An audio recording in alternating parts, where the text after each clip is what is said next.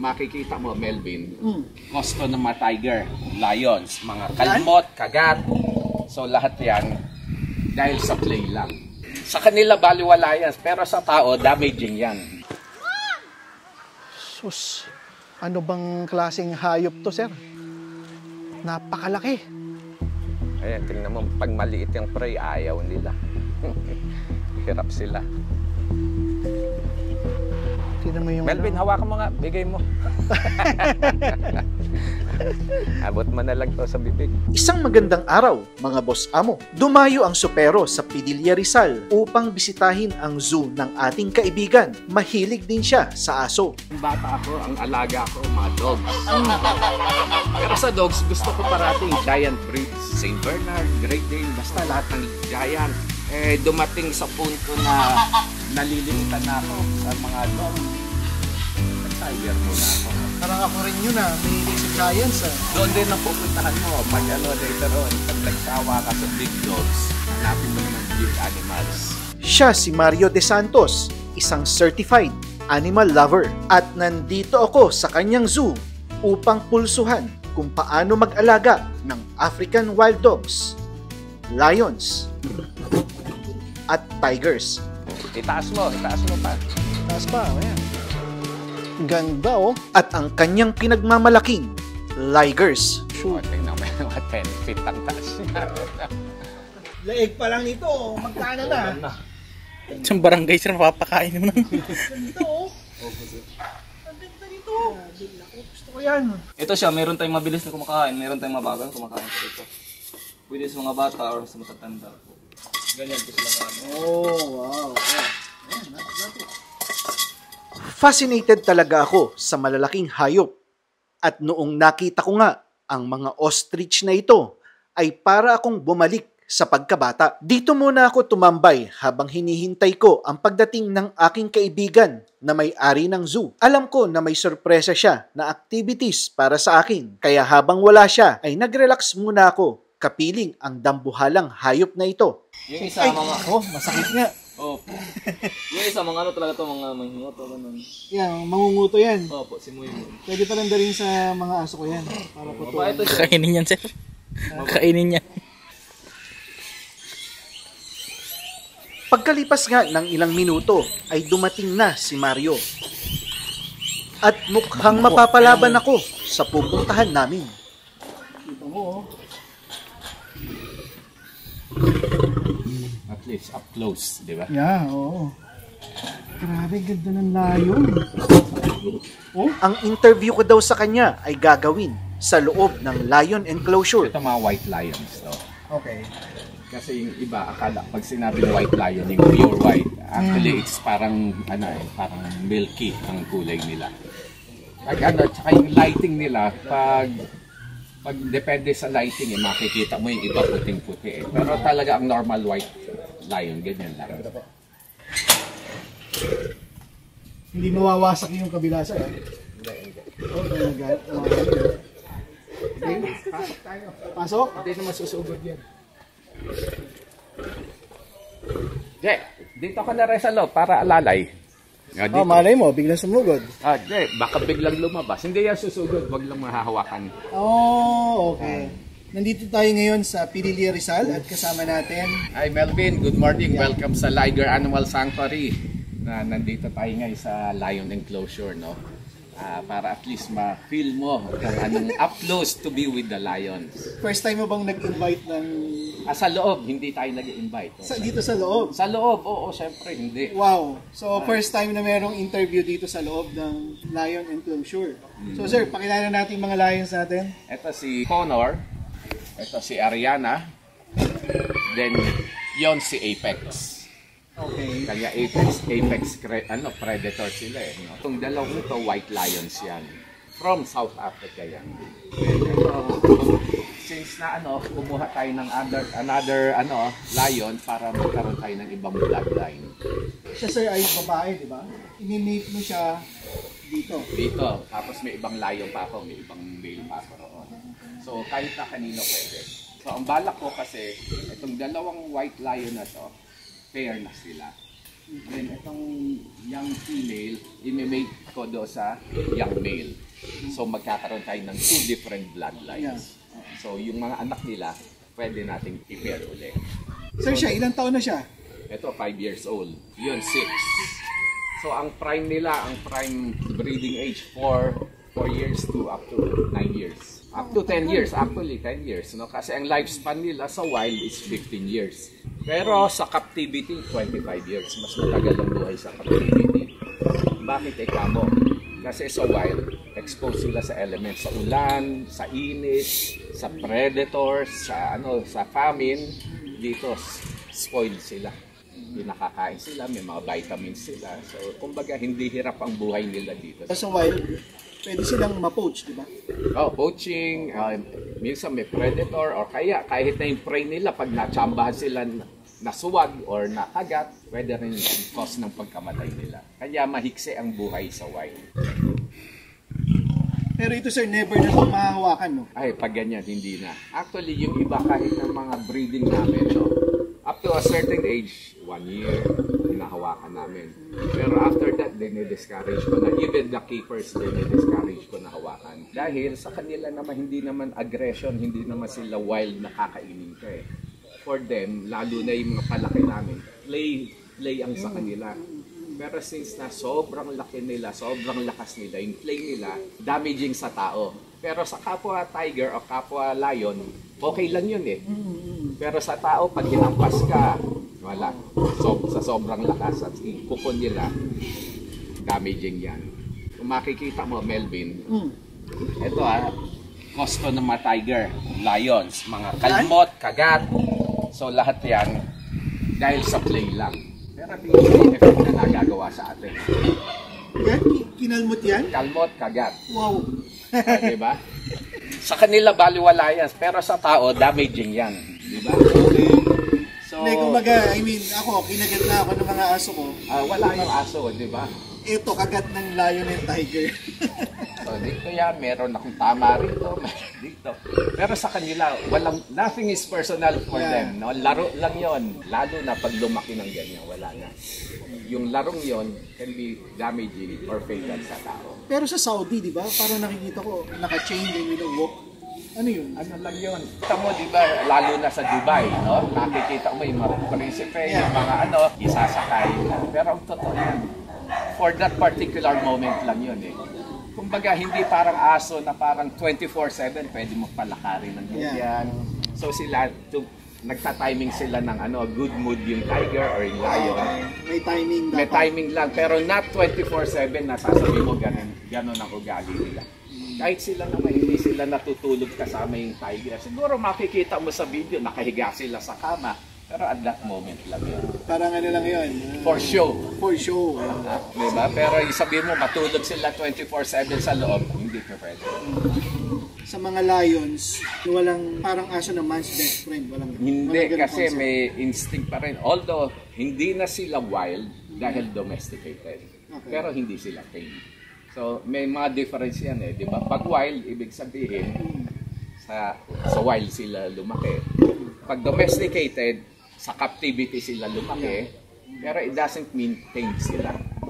Medyo mababawasan na aggression nila in domestication, pero hindi mawawala yung instinct nila to kill. Instinct eh. Instinct eh, di ba?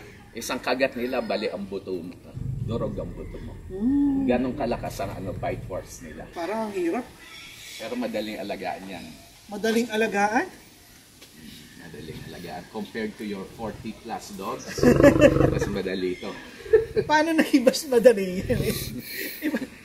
Katumbas lang yung mga 2 aso. Yung isang ganito. Oo. Siguro sa maintenance cost mo, mga 2 o 3 aso ang katumbas lang ng isang tiger. If you have 42 dogs, di katumbas lang yung 10 tiger to. Diba? Wow. Sarap sana kung nahawakan eh, no? Parang... tignan mo to. Oh. Kanina pa tayo nandito. Nandito, wala naman pakilam, diba? Pero hindi lang namin sinasanay hawak-hawakan. Pero kaya hawak-hawakan yan. Walang problema, kahit na paglaki, kaya hawakan. Kaya lang kami dinidiscourage na namin sa mga tao namin dahil may tinatawag na chamba eh. Yeah, oo, machambahan ka. Oo, may chamba eh. Saan siya galing, sir? Ito galing sa ibang zoo, exchange to. Exchange yan. Okay. Kasi sa among the zoo members, kayo sa abroad, nag-exchange kami. Ikaw may pinakamaraming lion sa Pilipinas. Sa lion, baka hindi naman. Pero one of the pioneers na nagkaroon ng white. Basta, most of the white tigers, tsaka white lions, originated sa akin. Isa sa mga ano yun, mauna kong na-import yung mga white. Kasi dati common na yung mga ordinary tigers, normal color tigers, normal color lions. So, way back, nag-import ako ng mga white. So, ayun, na-distribute ko sa ibang zoo dito sa atin. So, yung iba, nagkaroon na ng progeny sa kanila. So, medyo dumami ng yung mga white. Sir, yung liger ba, anong mix yun? Male lion and female tiger. That's why it's liger. Pero kung it's the other way around, kung ang lalaki ay tiger, babae ang lion, ang tawag doon tigon. Which is maliit ang lalabas. So nagkakaroon ng dwarfism. Doon naman sa liger, nagkakaroon ng gigantism. Hindi ba niya ako sasakalin? Yeah. Ayan ang ginagawang armas. Mabigat!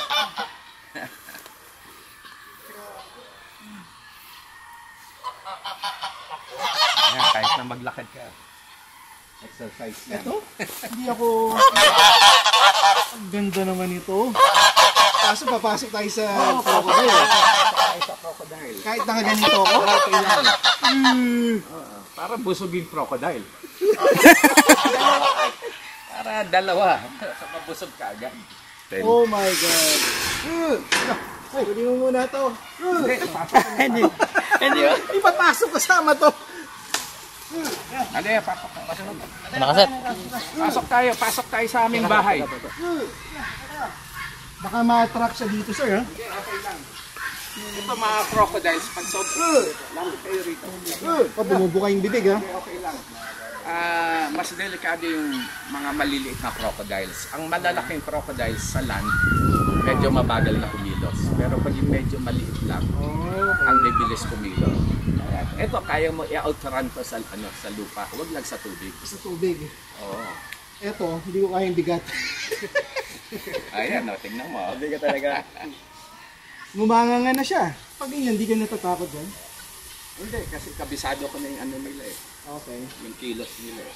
Halimbawa, na-grab ka niyan. Ano Wala gagawin na, mo sa'yo? wala na. Pag once ang instinct nila, pag kinagat ka, may tinatawag silang death roll. Pag kinagat ka, kasi sa wild, pag kinagat nila yung malaking, halimbawa, deer o kung ano man, pagkagat nila, hindi nila kaya nguyain yun eh. Okay. So ang ginagawa nila, nagde-death roll para mapunit yung laman, makakuha sila chunks ng ng laman. So ito siguro around 19 feet na to. 19 feet. Si Lolong is 21 feet. So malapit na. Malapit na. Mga ilang taon na siya, sir? Ito siguro more than 50 na to. 50? Ang crocodile, ang trivia niyan, hindi sila tumitigil sa paglaki. So continuous ang paglaki nila habang buhay.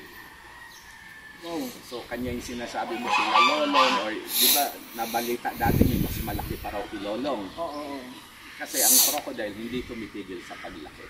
Especially ang biggest is the Porossus crocodile, or tinatawag natin saltwater crocodile. Ito yon. Si Lolong ganun din. Kailan mo naisipan mag-alaga ng crocodile? Isa pa yan dahil matipid pa kainin yan. Kumakain lang yan every 2 weeks. Every 2 weeks. Mabagal ang metabolism nila. So makikita mo minsan nagpapaaraw yan to speed up yung nila, digestion nila. Ang tinatawag niya, pag nasa araw sila, ang tawag ng basking. Basking in the sun. Ilang kilo ang pagkain niya?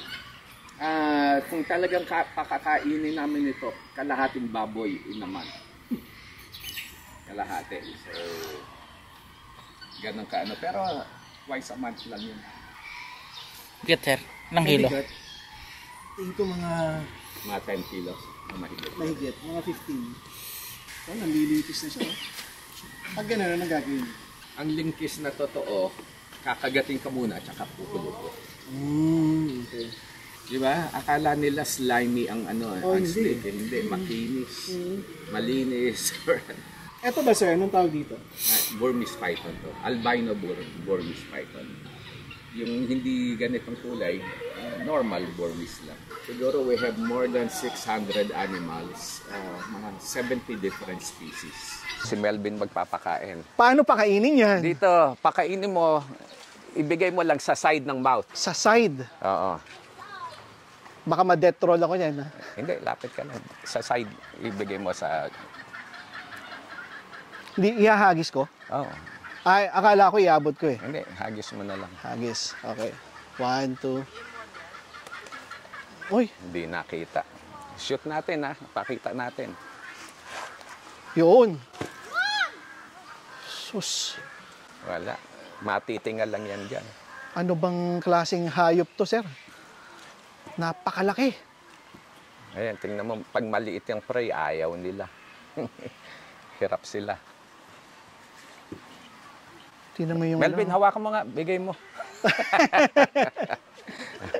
Abot mo na lang to sa bibig. Okay, ready? Lapit ka.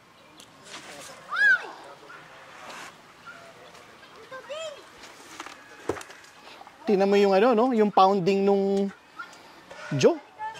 Tingnan mo yung kung gaano kalaking girth niya. Oo, sobrang laki. Yun, ang galing ah.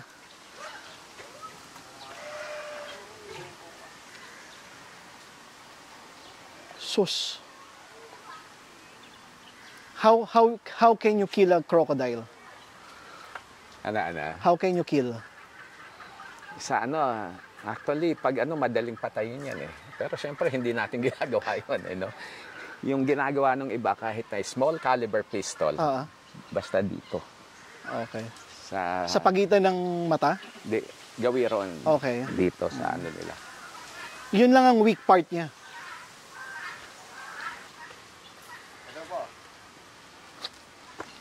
Kami na. Relax ka lang, boy ah. Ayan, Melvin, oh. Ayan. Pwede mo ano yan.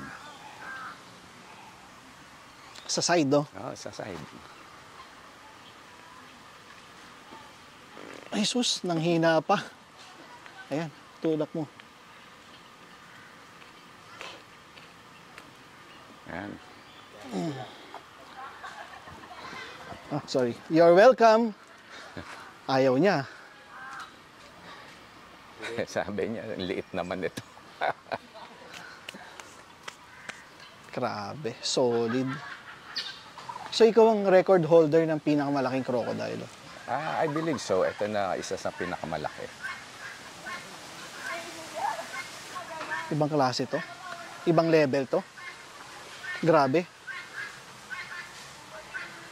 Pwede na tayong lumabas, sir. Pwede. Wala na. Uy,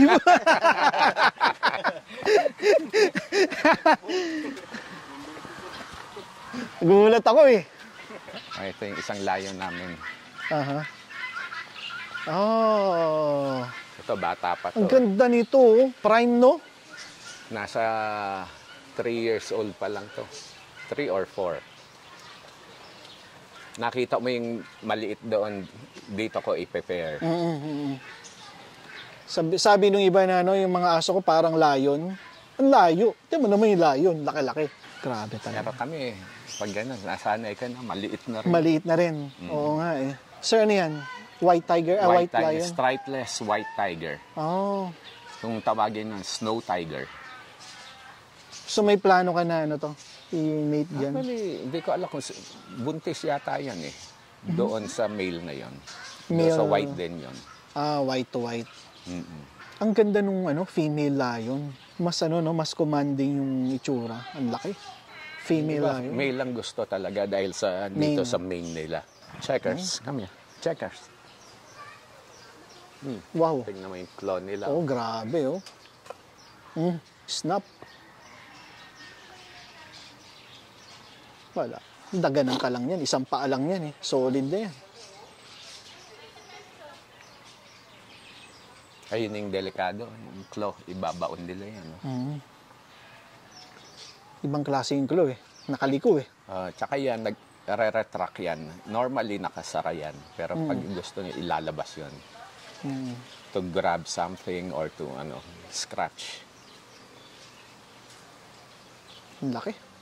Baka lalong lumaki to pag supero pinakain ko, no? Pwede. Baka ano yan. Baka ako lang ang wala nang makain. Yun lang. Buti hindi sila, no? Hindi sila Climbers. maakyat. Hindi. Oo. Sa sobrang bigat nila, hindi nila kaya sarili nila. Okay. Kanya nakikita mo yung fence namin, just in case lang, naglagay kami ng paliko. Oo. Pero walang nag-try na... Pero pag leopard or puma, kayang-kaya yan. Okay. May mga big cats na climbers, pero sila hindi good climbers. Ang leopard ang galing umakyat, ang puma ang galing umakyat. So ayun yung normal color na tiger. Yan ang normal color, di ba? Normal color yan. Tsaka mas maliit siya. O dahil lang sa stripes? Parang yung... Medyo nga mas maliit siya. Kasi usually mga white mas lumalaki. Mas striped white tiger. Ito mga breeding na natin to.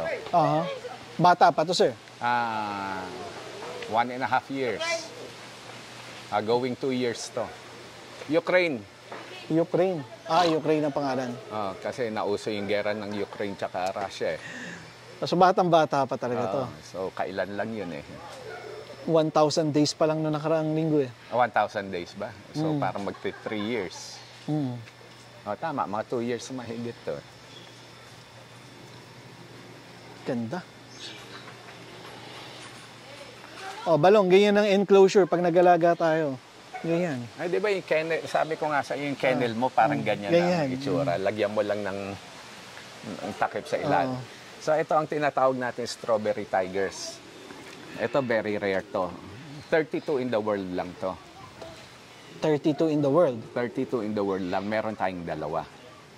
So, breeding na natin to. Unang breeding dito sa Philippines. First and only. Wow. So, ito, kahit na i-breed mo yung same parents, i-breed mo, hindi guarantee na may lalabas na ganito. Kumbaga, ito, chamba. So, kahit na ulit-ulitin mo yung breeding, hindi lalabas parati ng ganyan. So, ito, dalawang strawberry, babae at lalaki to? Babae at lalaki, pero magkapatid to. Buti hindi sila nagkakastahan? Hindi. Pag nag-hit na yung female, ililipat na namin. Okay. Ano papakain din dyan? Chicken. Okay. Ayan. Wow! Yan ang yan ang alaga ko. Ang laki. Yan ang predator. Oo. Brad Pitt tsaka si Angelina. Brad Pitt.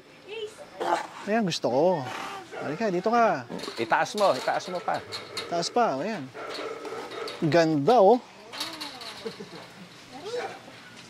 Come on. Get it. Get it. Get it. Get it. Get it. Oh, shoot. Tingnan mo, mga 10 feet ang taas niya.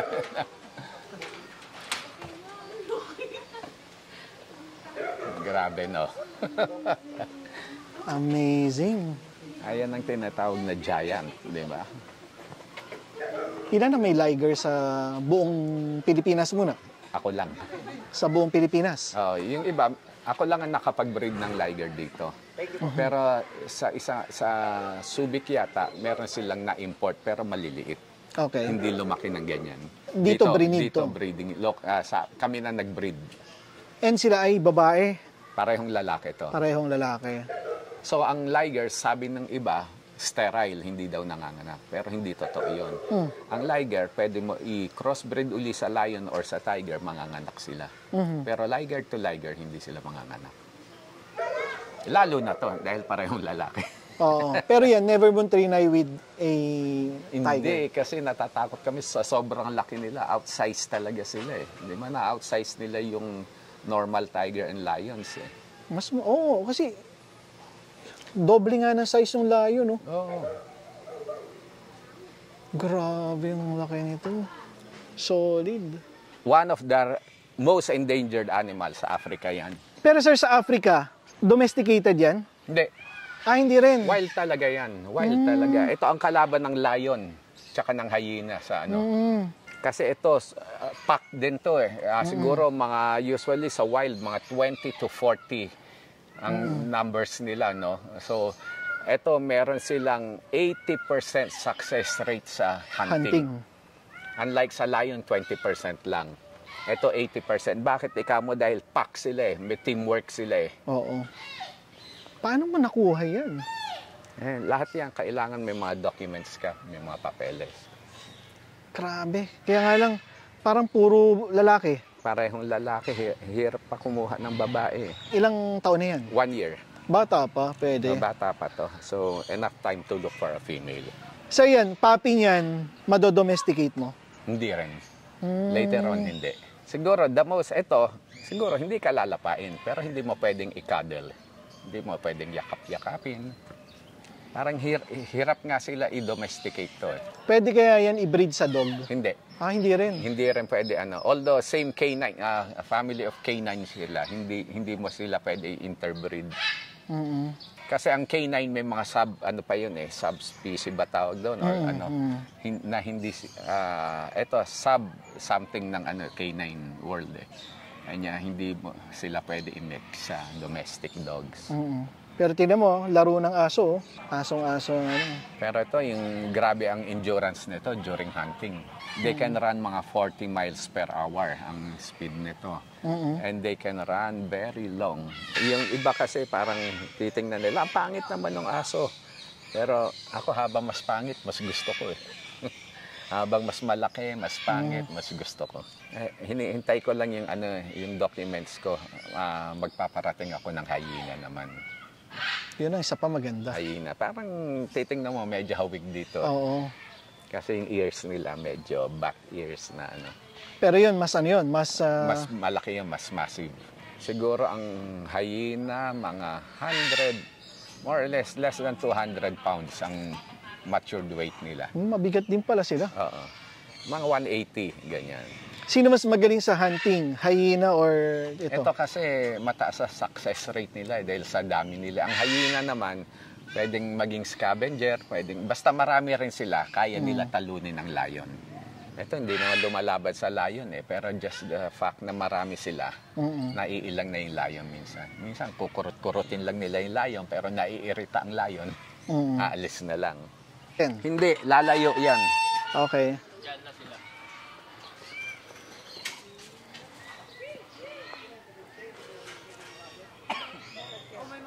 Ay, very aloof sila sa sa tao.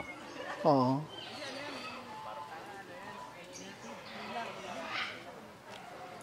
Ayan, nasa loob na tayo ng enclosure ng African wild dog. African wild dog. Hahawakan ko isa dyan. Bilangin mo muna yung daliri mo. 10 ngayon, di ba? 10. Mamaya, tingnan natin kung ilan. Kung daliri, baka ito ang dalihin eh. Kaso hindi mo madodomesticate Hindi. Ganda Kailangan ka lang talaga animal lover para magustuhan sila. So sa Africa, nasa wild or may nag-aalaga na breeder? Nasa wild yung iba. Pero syempre may mga zoo na nagbe-breed na rin yan. Okay. Siguro dito, the most you can do, dito ang domestication na magagawa mo, yan, hindi ka attack. Pwede mo tabihan, pero yung sasabihin mo parang aso na yayakap-yakapin mo, hindi na rin. Ganda, no? Actually, parang sila mas mahirap i-domesticate compared sa mga tiger lion. Tingnan mo, makikita mo, tiger lion sa Dubai may nahawakan, nayayakap. Nakakita ka na ba yumakap sa ganyan? Wala. Di ba? Mas aloof sila eh. Ikaw ang kauna-unahan sa Pilipinas, sir, no? Na, May ganyan? hindi naman. Di ba? Meron din sa ibang zoo siguro yan. Hindi ko lang na-check. Tingnan mo, alert na alert ko. Masyadong alert. Hyena, mas wild. Lumalapit, sir. Parang aso rin, sir.